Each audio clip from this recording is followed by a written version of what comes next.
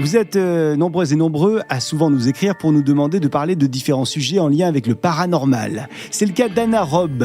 Anna qui nous a demandé d'évoquer la légende de la chasse-galerie. Alors en fait, il n'y a pas une légende, mais deux légendes qui existent autour de la chasse-galerie. L'une est française et l'autre est québécoise. Alors qu'est-ce que c'est que cette histoire de la chasse-galerie ? Réponse tout de suite. La Fabrique Audio présente La Petite Histoire.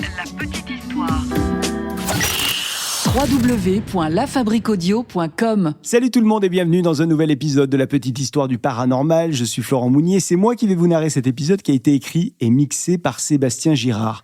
Comme Anna qui nous a demandé cet épisode, n'hésitez pas vous aussi à nous laisser des commentaires et des demandes sur Spotify ou alors à nous envoyer des messages par mail, contact@lafabriqueaudio.com, la fabrique avec un K, ou nous contacter sur les différents réseaux sociaux X, Facebook, Insta si vous voulez qu'on parle d'un sujet en particulier. On vous laisse tous les liens en description de cet épisode podcast.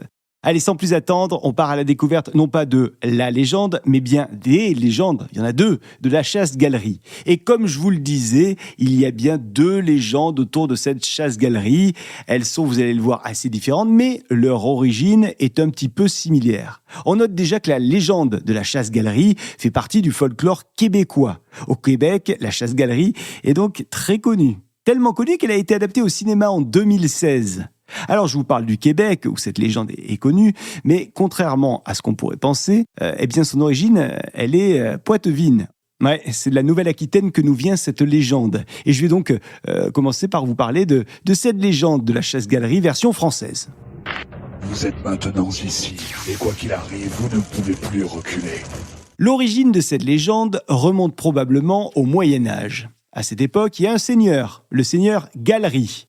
Et un jour, le gars aurait décidé d'aller chasser plutôt que d'aller à l'église. C'était un dimanche.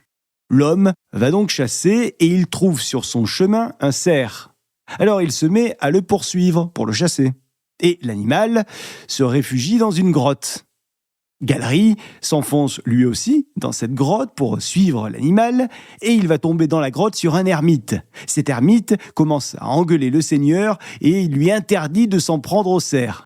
Et cet ermite lui dit même que si jamais le seigneur décidait de n'en faire qu'à sa tête, il serait maudit pour le reste de sa vie et de sa mort. Bon, vous le voyez venir, Galerie n'en a que faire des menaces du vieil homme et il finit par abattre tout simplement la bête devant l'ermite en plus, il s'embête pas. Sauf que Galerie ne savait pas que ce vieil homme était un saint. Alors, Galerie va mourir quelque temps plus tard et la malédiction est donc enclenchée. C'est à partir de ce moment-là que le seigneur Galerie est condamné à errer toutes les nuits pour prendre part à une chasse diabolique. Dans cette chasse nocturne, Galerie est sur un cheval, dans le ciel, et il est à la recherche de sa proie du soir. Et sa proie peut être en fonction des nuits un fantôme, un démon ou alors une autre créature venue des enfers. C'est donc ainsi qu'est née la chasse-galerie. Et certains racontent que les soirs où Galerie arrive, on l'entend à des kilomètres. C'est simple, quand Galerie débarque, on peut percevoir des bruits de corps dans la nuit, bruits qui sont accompagnés d'aboiements de chiens, en clair, rien de rassurant. Ça, c'est donc pour la légende de la chasse-galerie française.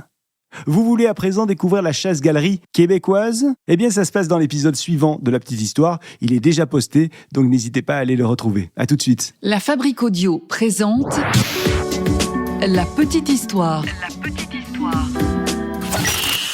Vous souhaitez devenir sponsor de ce podcast ? Contact @lafabriqueaudio.com.